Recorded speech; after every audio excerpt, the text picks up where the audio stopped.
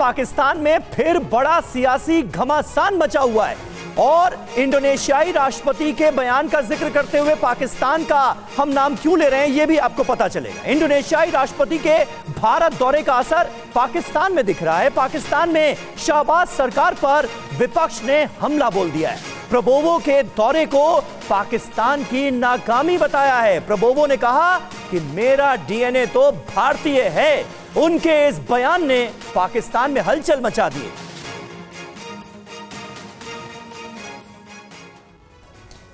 और आपको सुनाते हैं इंडोनेशिया के राष्ट्रपति ने भारत के राष्ट्रपति भवन में आयोजित रात्रि भोज समारोह में ऐसा क्या कहा जिसके बाद पूरे पाकिस्तान में खलबली मच गई है। सुनिए आप। Few weeks ago, I had my genetic sequencing test and my DNA test, and they tell me that I have Indian DNA. So,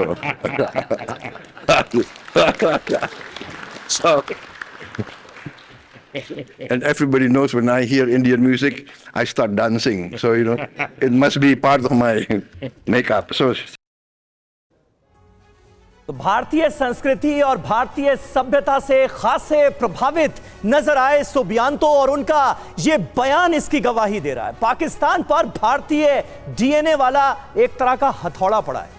Indonesia के राष्ट्रपति के बयान पर पाकिस्तान में बवाल मचा हुआ है। पाकिस्तान इस्लामिक ब्रदरहुड वाला कार्ड खेलता रहा है। बयान के बाद इस्लामिक ब्रदरहुड वाला कार्ड कहीं ना कहीं फेल होता हुआ नजर आ रहा है। पाकिस्तान की इंटरनेशनल एजेंडे की एक तरह से धज्जियां उड़ाकर रख दी हैं सुबियांतो ने। बिल्कुल। और देखिए, भारत ने कूटनीतिक तरीके से पाकिस्तान को अलग थलग कर दिया है। पाकिस्तान सरकार मीडिया और विपक्ष के निशाने पर आ गई है। फवाद चौधरी ने क्या कहा? फवाद चौधरी बोल रहे हैं यह पाकिस्तान सरकार की नाकामी है। हमारे साथ तमाम खास मेहमान मौजूद हैं। आरजू कासमी हमारे साथ हैं, पाकिस्तानी जर्नलिस्ट हैं, इस्लामाबाद से हमारे साथ लाइव हैं। डॉक्टर इरशाद अहमद खान साहब, नेता पीएमएलएन के, पाकिस्तान के रूलिंग पार्टी के, इस्लामाबाद से हमारे साथ मौजूद हैं। स्टूडियो में हमारे साथ दो बहुत खास मेहमान मौजूद हैं। समीर चौगांवकर जी हैं, वरिष्ठ पत्रकार और लेखक हैं। अवधेश कुमार जी, सीनियर जर्नलिस्ट भी हमारे साथ मौजूद हैं। लेकिन आरजू जी, सबसे पहले शुरुआत आपसे करूंगा। सुबियांतो इंडिया आते हैं, हमारे रिपब्लिक डे के वो मेहमान होते हैं और राष्ट्रपति भवन में जिस बात का वो जिक्र करते हैं, हालांकि अंदाज मजाकिया था निश्चित तौर पर। उन्होंने कहा कि आने से पहले मैंने अपना डीएनए चेक करवाया तो मेरा डीएनए इंडियन निकला, भारतीय निकला। इस बयान को लेकर पाकिस्तान में इतनी हलचल क्यों हो गई और पाकिस्तान में ऑपोजिशन सरकार को क्यों कोसने लगा? पहले आप ये समझा दीजिए जरा। देखिए, सबसे पहले तो इन्होंने इंडोनेशियन प्रेसिडेंट ने पाकिस्तान भी आना था, लेकिन फिर आप लोगों की 26 जनवरी की वजह से फिर ये कहा गया कि वो सिर्फ भारत ही जाएंगे और वहां से फिर वो किसी और कंट्री चले जाएंगे, पाकिस्तान नहीं आएंगे। तो इस वजह से भी पाकिस्तान में थोड़ी सी डिस्टर्बेंस थी। लेकिन अब डेफिनेटली उनका ये कहना कि डीएनए इंडियन है, तो हम तो बहुत, आपको पता है कि कोई भी इस्लामिक देश हो हम उसके साथ बहुत जुड़ने की कोशिश करते हैं और उन्होंने अपने आप को भारत के साथ जुड़ा हुआ बताया। तो डेफिनेटली इसको देखकर थोड़ी बहुत डिस्टर्बेंस हुई होगी। लेकिन इस वक्त पाकिस्तान को समझना चाहिए कि तमाम ही नेबर्स जो है उनके साथ टर्म्स को बेहतर करें और रिलीजन बेस के ऊपर जो है ये कहना कि जो हमने पहले, आपको पता है कि 2 नेशन थ्योरी जो हमने चलाई थी जिसकी वजह से पाकिस्तान क्रिएट किया गया था, वो अब ज़्यादा लोग उसके ऊपर बिलीव नहीं कर रहे हैं पाकिस्तान में। अब ज़बरदस्ती किसी से कहलवा दें तो और बात है, लेकिन लोग चाहते हैं कि भारत के साथ टर्म्स ठीक हों और हमारे भी ताल्लुकात ऐसे ही हों। और वैसे भी हमारा भी डीएनए जो है वो इंडियन ही है, इससे हम इनकार तो नहीं कर सकते। आप जानते ही हैं कि 77 ईयर्स में डीएनए तो नहीं चेंज हो जाएगा हमारा। बिल्कुल बिल्कुल, ये सही बात है। और पूरी दुनिया में अगर 1.9 बिलियन मुसलमान रहते हैं, भारत का नंबर भी तीसरा है। मतलब इंडोनेशिया के बाद पाकिस्तान और पाकिस्तान के बाद भारत, यहां पर भी 20 करोड़ से ज्यादा मुसलमान रहते हैं। तो इरशाद अहमद खान साहब को क्यों लगता है कि नहीं, अगर इंडोनेशिया जो कि सबसे ज्यादा मुस्लिम आबादी वाला देश है, उसके राष्ट्रपति जो हैं वो मुस्लिम कार्ड खेलने की कोशिश करेंगे? वो तो अपना डीएनए भारतीय बता रहे हैं। जल्दी से एक रिएक्शन इरशाद अहमद खान साहब। बहुत शुक्रिया। मैं ये कहूंगा कि खाम ख्याली और बड़ा अजीब और गरीब जहन है आप लोगों का कि कोई मजाक में बात कर दे तो उसको इतना हाइप क्रिएट करते हैं। दूसरी बात, आप कह रहे हैं कि पाकिस्तान में पता नहीं हलचल मची हो, खुदा की कसम किसी को मालूम भी नहीं कि क्या बात है और आप क्या कहना चाहते हैं। दूसरी बात यह है कि हम इंसान, हम इंसानियत की बात करते हैं, हम डीएनए की बात नहीं करते, हम मुस्लिम हिंदू सिख की बात नहीं करते, हम इंसानियत की बात करते हैं, जो कि आप लोगों के अंदर बिल्कुल भी मौजूद नहीं है, क्योंकि आप इंसानियत के कातिल हैं, आप इंसानों को कत्ल करवाने पे लगे हुए हैं। आप देखिए इंडोनेशिया से, अरे ये कत्ल-ओ-गारत, खून, ये इंडिया, हत्या, मर्डर, आतंकवाद, इन सबसे अलग हटकर भी कभी बात कर लिया कीजिए इरशाद साहब। आप हटके बात ही नहीं करते हैं। आप देखिए, अरे आज तो हटके ही बात की हमने, आप पता नहीं कहां उस पर पहुंच गए। आरजू कासमी ने अभी कहा कि उनका भी डीएनए भारतीय है। आरजू कासमी ने अभी कहा कि उनका भी डीएनए भारतीय है, यानी पाकिस्तान के जो बाशिंदे हैं वो भी कह रहे हैं कि हमारा डीएनए तो इंडियन है, हमारा तो इंडियन डीएनए है। समीर, आप बात सुने, मैं बात कर रहा हूं कि हम तो डीएनए की बात नहीं कर रहे, हम तो हिंदू सिख की बात ही नहीं कर रहे, मुस्लिम की बात नहीं, हम तो इंसानियत की बात कर रहे हैं। इंसान है तो उसका डीएनए बनेगा, अगर इंसान नहीं है तो क्या डीएनए, और क्या इस्लाम, और क्या हिंदू, क्या सिख, क्या। इरशाद साहब, जब आप बोल रहे हैं कि पाकिस्तान में ऐसा कुछ है ही नहीं, तो क्यों फिर वहां पर जो विपक्ष है वो सरकार को कोस रहा है? फवाद चौधरी बोल रहे हैं कि भाई ये सरकार की नाकामी है, ये फवाद चौधरी का बयान है। देखिए, फवाद चौधरी को हुकूमत के नुमाइंदे या ना किसी पार्टी के वर्कर हैं वो इस वक्त वो एक न्यूट्रल इंसान है और घूमते फिर रहे हैं कि कोई पार्टी उनको अपनी गोद में बिठा ले। आप इससे बेफिक्र रहिए कि वो ना पीटीआई में, ना नून में, ना पीपल्स पार्टी में, ना हुकूमत में। अगर कोई पर्सनल किसी का बयान है तो उससे कोई लेना देना नहीं है हुकूमत का, मुल्क का, पाकिस्तान का, ना ही हिंदुस्तान का। आप ख्याल ये किया करें, अगर कोई मजाक में बात करता है, मैं भी कहता हूं कि मैं हिंदुस्तानी हूं, क्योंकि हिंदुस्तान हम आपको देकर क्या है, क्या हिंदुस्तान मुझे दे देंगे आप? मैं तो हमेशा कहता हूं मेरा बाउजाद का हिंदुस्तान। अच्छा, आप देकर आए, क्यों नहीं खुश? अच्छा इरशाद साहब एक बात बताएं, दिक्कत इस बात की तो नहीं है, इरशाद साहब दिक्कत का इस बात की तो नहीं है, जिस इस्लामिक ब्रदरहुड की आप बात करते हैं, इंडोनेशिया के राष्ट्रपति भारत तो आते हैं, पाकिस्तान जाना था, उनको कार्यक्रम था, लेकिन वहां जाते नहीं है, कहीं इस बात की दिक्कत तो नहीं है? मैंने तो आपसे अर्ज की कि कुछ दिन बाद देखिएगा कि इंडोनेशिया का डेलीगेशन पाकिस्तान भी आएगा, और हम इसी तरह जैसे ये आप बड़ी शोर डाल रहे हैं, हम शोर नहीं डालेंगे, हम इंडोनेशिया के लोगों को। इरशाद साहब, थोड़ी सी आपकी आवाज में प्रॉब्लम आ रही है, लेकिन अवधेश जी, सबसे बड़ी दिक्कत पाकिस्तान में इस वक्त जो नजर आ रही है, सुबियांतो के बयान के बाद जो मुश्किल नजर आ रही है पाकिस्तान में, वो क्या ये नहीं है कि पाकिस्तान मुस्लिम कनेक्शन जोड़ने की कोशिश कर रहा था, लेकिन अब जब देश के, दुनिया के सबसे बड़े मुस्लिम आबादी वाले देश के राष्ट्रपति ने भारत आकर यह कह दिया कि मेरा डीएनए तो भारतीय है, तो अब पाकिस्तान के सामने ये एक बड़ी समस्या खड़ी हो गई है। इस वजह से ये जो नजरिया है नजर आ रहा है। देखिए, पाकिस्तान की अपनी समस्या यह है कि वहाँ के लोगों का इतिहास भी वही है जो हमारा इतिहास है, उसको स्वीकारने में इसलिए गुरेज है कि वो अपना इतिहास कहीं और से जोड़ते हैं। क्या मुझे बताइए ना, पंजाब और सिंध नाम जो है, उस नाम को पाकिस्तान मिटा देगा? क्या तकसीला का नाम पाकिस्तान मिटा देगा नाम बदलने से? दूसरी बात पर मैं आता हूँ। देखिए, एक फ्रांसीसी विद्वान है पॉल सीडिस, मैं प्राचीन किताब पर, पॉल सीडिस ने कुछ वर्ष पहले एक किताब लिखी थी, the Hinduised states of south east Asia.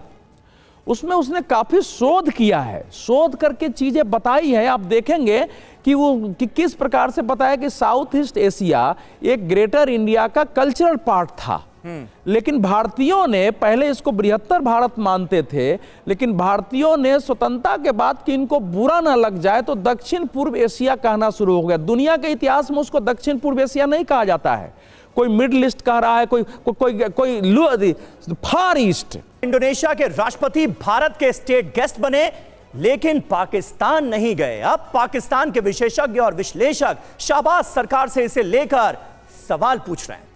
और इरशाद अहमद खान साहब हमारे साथ मौजूद हैं। कमर चीमा को आपने सुना, ये हिंदुस्तान के नहीं पाकिस्तान के ही विश्लेषक हैं जिनकी बात आप सुन रहे थे, और उन्होंने तो पूरी कलई खोलकर रख दी, उस दौर की भी याद दिला दी। एक वो भी दौर हुआ करता था जब ताकतवर देशों के जो राष्ट्राध्यक्ष थे वो जब भारत आते थे तो पाकिस्तान भी जाते थे, लेकिन अब वो दौर बीत चुका है।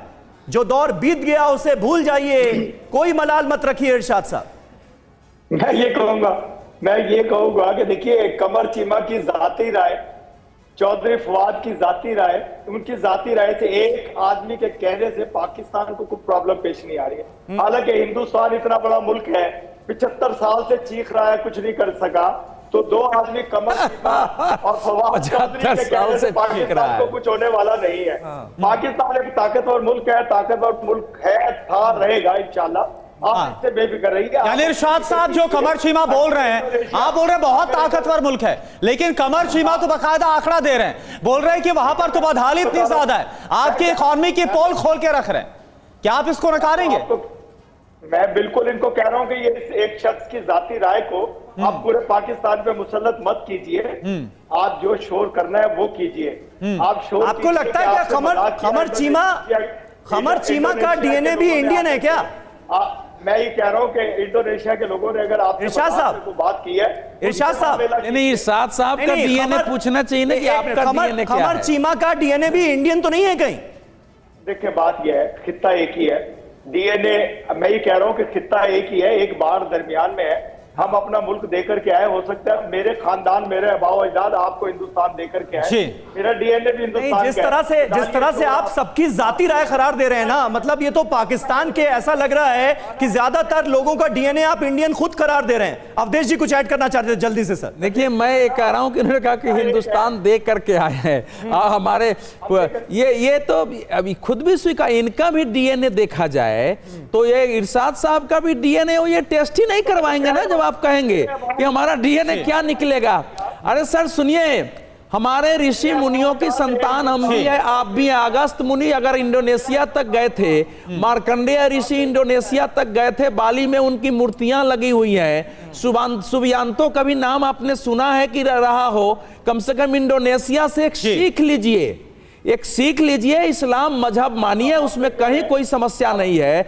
और इंडोनेशिया में अब्बास इतिहास बताता है कि इंडोनेशिया में इस्लाम जो है, आज का जो इस्लाम है वो भारत से ही गया। भारत में आने के बाद चूंकि यही रास्ता था अंडमान निकोबार द्वीप समूह से वहां जाने का, तो इस्लाम का भी प्रसार यहीं से हुआ है वहां। मैं तो यही कह रहा हूं। बिल्कुल। अच्छा, हमारे साथ, अच्छा इरशाद साहब आपके पास आ रहे हैं, हमारे साथ कुछ और भी मेहमान हैं। समीर सर, मैं आपसे जानना चाहूंगा, जो आप सुन रहे हैं, जो बात बोल रहे हैं इरशाद अहमद साहब, उन्हें ऐसा लग रहा है, उनको सुनकर कि उन्हें सिर्फ लगता है कि सब कुछ दुरुस्त है पाकिस्तान में, लेकिन बाकी जितने बयान आ रहे हैं उनको लग रहा है कि दिक्कत है पाकिस्तान के अंदर और वहां पर हल्ला भी हो रहा है। इरशाद साहब बोल रहे हैं ऐसा कुछ नहीं है, लेकिन अगर सुबियांतो नहीं गए पाकिस्तान तो वहां हल्ला भी हो रहा है, लेकिन कोई दिक्कत नजर नहीं आ रही। इरशाद साहब को देखिए, पाकिस्तान की जो हालत है वो पूरी दुनिया जानती है। अब वो कोई छुपा हुआ मामला नहीं है, पूरी दुनिया जानती है कि आर्थिक रूप से और बाकी रूप में पाकिस्तान कितना कमज़ोर हो चुका है। मैं तो अभी पाकिस्तान की जो पत्रकार है आरजू जी, उनकी तारीफ करना चाहता हूँ कि उन्होंने पाकिस्तान में बैठकर ये स्वीकार किया कि उनका डीएनए भी भारतीय है। तो ये बहुत बड़ी बात है, हिम्मत की बात है कि पाकिस्तान में बैठकर आप स्वीकार कर रहे हो। इसलिए तो मैं आरजू कासमी को कहता हूं कि वो बहुत बहादुर जर्नलिस्ट हैं। बिल्कुल, इसमें कोई दो राय नहीं। और देखिए, भारत और इंडोनेशिया की बात रहे तो ये उसी तरह इशारा कर रहा है अखंड भारत की ओर। और मुझे लग रहा है जिस बात का जिक्र संघ प्रमुख मोहन भागवत जी ने किया है, और जो भारत चाहता है कि अखंड भारत बने, यह उस दिशा में मुझे लग रहा है शुरुआत एक हो चुकी है।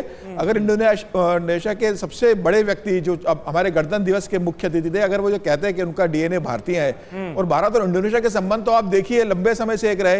यही भारत है जब जवाहरलाल नेहरू ने युवा बिजू पटनायक को भेजा था 1947 में, वहां के प्रधानमंत्री और उपराष्ट्रपति को प्लेन से छुड़ाकर लाने में, तो उनको प्लेन से लेकर आए थे। तो भारत हमेशा सपोर्ट करता रहा है। और नरसिम्हा राव ने तो लुक ईस्ट की नीति दी थी, तब इंडोनेशिया को सपोर्ट किया था। प्रधानमंत्री मोदी ने एक्ट ईस्ट की नीति का जिक्र किया, उसमें इंडोनेशिया को सपोर्ट किया। और सबसे बड़ा, सिंगापुर के बाद सबसे बड़ा ट्रेड पार्टनर इंडोनेशिया भारत के साथ है। बिल्कुल। 2000 के बाद से आप देखेंगे तो हर भारतीय प्रधानमंत्री ने इंडोनेशिया का दौरा किया है 2000 से लेकर लगातार। कोई ऐसा प्रधानमंत्री नहीं जो इंडोनेशिया नहीं गया। सर, ये बता रहा है पहले राष्ट्रपति थोड़ी है नहीं। और समीर जी बता रहा है कि डीएनए उनका किस तरीके से भारत से मैच करता है, और यही कारण रहा। बिल्कुल, भारत और इंडोनेशिया के संबंध इतने प्रगाढ़ होते चले गए। सही बात है। और समीर जी, कोई इंडोनेशिया के पहले राष्ट्रपति थोड़ी रिपब्लिक डे के हमारे खास मेहमान बने हैं, चौथे राष्ट्रपति हैं। इनके पिता सुकर्णो जो हैं वो हमारे पहले रिपब्लिक डे के मेहमान थे। क्या कनेक्शन रहा है भाई इंडोनेशिया और भारत का, मनीष? उसे क्या भुलाया जा सकता है? और पाकिस्तान से ये जो आवाजें उठ रही हैं, इसे आप कैसे देखें? देखिए, खैर जहाँ तक पाकिस्तान का सवाल है तो आरजू जी के प्रति आदर भाव रखते हुए मैं ये कह दूं कि भारत और पाकिस्तान की आज की तारीख में जियोपॉलिटिक्स में कोई तुलना हो ही नहीं सकती है। वो हिंदी में कहावत है ना कि कहाँ राजा भोज और कहाँ गंगू तेली। तो यही हालत पाकिस्तान की है। लेकिन अगर आप देखें, संयोग से मुझे इंडोनेशिया कई बार जाने का मौका मिला है।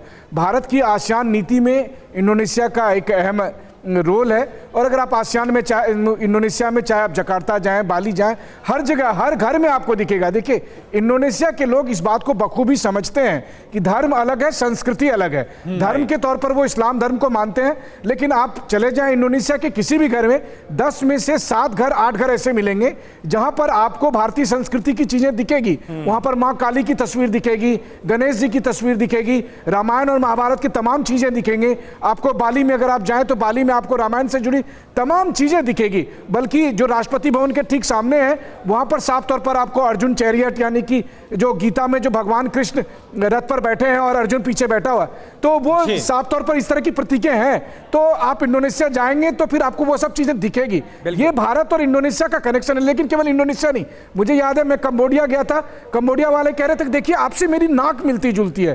तो इस आसियान कंट्री के लोग भारत के साथ अपने कनेक्शन को बताने में बड़ा गर्व महसूस करते हैं। वहीं दूसरी तरफ इरशाद साहब जैसे भी कुछ लोग हैं जो अपनी वास्तविक पहचान उनके दादाजी का नाम उनको तो सारी खलिश इस बात की है ना कि पाकिस्तान दूसरे नंबर का मुस्लिम देश, इंडोनेशिया पहले नंबर का मुस्लिम आबादी वाला देश। ये कनेक्शन बिगड़ता क्यों नजर आ रहा है? भारत से कनेक्शन जुड़ता क्यों नजर आ रहा है? आरजू, यही दिक्कत है ना कुल मिलाकर? नहीं, मैं बताऊंगा। नहीं, आप कैसे बताएंगे? आपने तो बता दिया। आरजू, मेरी बात सुनो ना। एक मिनट जी। आरजू जी, अभी आपके मेहमान फरमा रहे थे कि इंडोनेशिया में हिंदुस्तान की तमाम जय माली माता, काली माता मिलेंगी। ये चीजें तो सारी आरजू के घर में भी मिलती है। इसका मतलब ये भी इंडोनेशिया में है। मतलब ये ऐसा ना करें, मज़ाहिब तमाम दुनिया के मज़ाहिब से लोग प्यार करते हैं। अरे इरशाद साहब, इस्लामाबाद से बाहर निकलिए जरा, घूम के आइए, बाली जाइए, जकार्ता जाइए, जरा घूम के आइए। आरजू जी, जल्दी से मेरे सवाल का जवाब जी, वक्त थोड़ा सा कम है। आरजू जी, आरजू के घर में जाए तो आरजू के घर में हो गया। इरशाद साहब, आपके भगवान। देखिए, बिल्कुल मेरा ख्याल है कि पाकिस्तान को भी थोड़ा सा आगे बढ़ के सोचना होगा और भारत के साथ अपने टर्म्स को ठीक करना होगा। तमाम कंट्रीज ही कर रही है। ये सिर्फ इंडोनेशिया की बात नहीं है। MBS जो कि मोहम्मद बिन सलमान सऊदी अरेबिया के, वो भी जब आपके यहाँ आते हैं तो हमारे यहाँ से ऊपर से निकल जाते हैं। हम लोग कहते हैं जी उनका प्लेन जो है पाकिस्तान क्रॉस करके गया है, उसी पे खुशी मना रहे होते हैं। पाकिस्तान तो कहीं ना कहीं गलती हो रही है ना, जिसको सही करने की जरूरत है। जी अच्छा, इरशाद साहब एक बात बताइए, कहीं दिक्कत इस बात की तो नहीं है क्योंकि सबसे ज्यादा मुस्लिम आबादी वाला देश दुनिया में इंडोनेशिया, उसके राष्ट्रपति भारत आए लेकिन पाकिस्तान से मुंह फेर लिया क्योंकि मुस्लिम ब्रदरहुड की बात करके आप ये भी तो करते हैं, भारत के खिलाफ कैसे चाल चलते ये भी सब जानते हैं। देखें, ना हम चाल चलते हैं भारत के खिलाफ, ना हम किसी के खिलाफ। दूसरी बात, मैंने आपको अर्ज किया, आप सुनने को तैयार नहीं होते। मैं ये कह रहा हूँ कि इंडोनेशिया का डेलीगेशन अगर आपके मुल्क में आया, अब हम उनको इनवाइट करेंगे, वो हमारे मुल्क में आएंगे। और दूसरी बात आप करते देखें, इकोनॉमी के इरशाद साहब, आप बोल रहे हैं कि आप चाल नहीं चलते। बांग्लादेश के जरिए क्या हो रहा है ये बताइए। लगातार वहां पर पाकिस्तान का कनेक्शन सामने आ रहा है, बांग्लादेश में क्या हो रहा है?